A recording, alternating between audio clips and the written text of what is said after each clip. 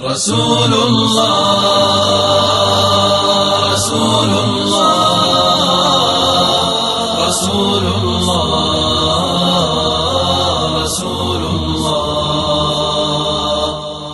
أيضا وضح عبد الله قال: أريد أن أسأل الشيخ عن الجهاد عند الصوفية، أين هم من الجهاد؟ وهل من حركات جهادية صوفية لها وجود على أرض وخاصة في سوريا؟ وهذا الملف دائما تتهم فيه المدارس الصوفية بأن مسألة الجهاد ليسوا مجتهدين فيه. مشكلة نقص العلم اليوم. يعني نحن نعاني أمية دينية كبيرة حتى في أمور مفاهيم الشريعة، فضلا عن فهم تاريخنا.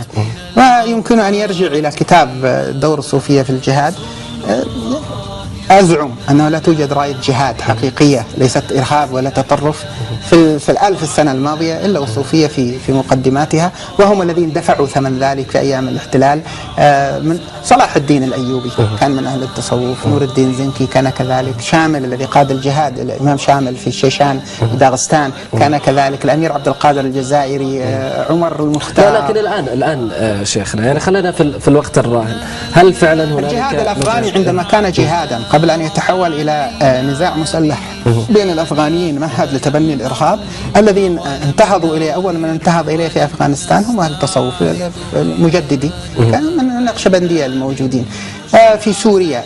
يعني إذا اعتبر الموجود اليوم أنه جهاد، وأنا أعتبر أن الذي يدفع الصائل عن نفسه مجاهد بدون شك.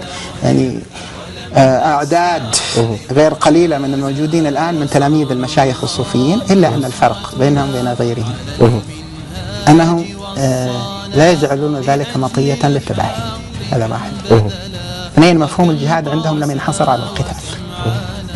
مفهوم الجهاد عندهم ارتقى إلى السعة التي تشمل مجاهدة النفس، والجهاد بالدعوة جاهدهم به أي بالقرآن، الجهاد بالعلم، الجهاد بالصناعة، الجهاد بالزراعة. هذا شيء مفهوم يا شيخ. يعني أنا لم أستثني القتال وأجبتك حتى لا تقل لي هكذا. أنا في البداية أجبتك مباشرة وذكرت لك أنه يوجد ممن يحملون السلاح اليوم في سوريا لرد الصائل من أهل التصوف.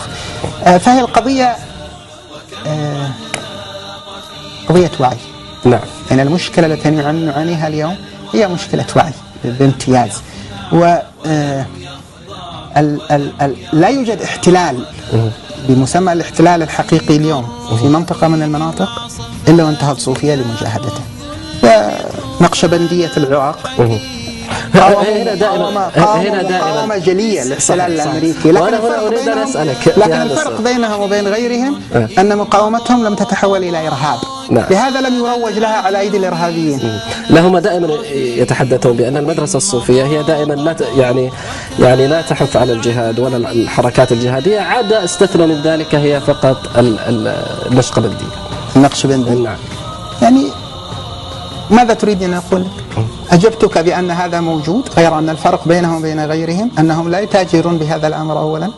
ثانيا، لا يجيزون التعدي باسم الجهاد. الغالب مما يجري اليوم عندنا مما يسمى جهادا هو تعدي وليس بجهاد، وهذا يرفض كل عاقل، ليس الصوفية وحدهم بل السلفية العلمية، المشايخ الموجودين في المملكة العربية السعودية، بل كل مسلم من أهل السنة والجماعة يرفض أن يكون طرفا في الإرهاب الموجود الذي يقتل فيه الأبرياء، والذي يقتل فيه النساء، والذي يقتل فيه الأطفال.